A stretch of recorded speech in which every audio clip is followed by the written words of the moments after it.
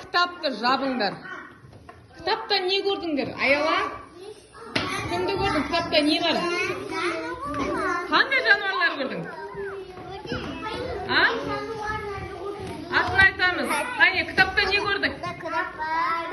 Краб, дұрыс айтасың. Аялым, кітапта не көрдік? Ал естеріңде қалды ма? Атын айтыңдар. Сөйлеспеңдер. Аяла, не көрдің кітаптан? Атын айтамыз. Түлкі, дұрыс айтасың. Сен не көрдің? Бағымнұр?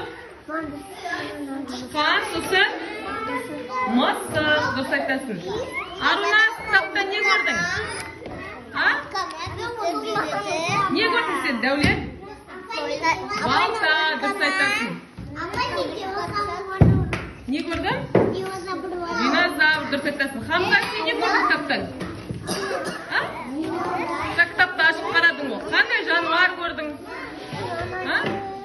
Айтамыз қане, кітапты қарамағайсың. Айсана, сен кітапта не көрдің? Не бар кітаптың ішінде? Қандай жануарлар бар?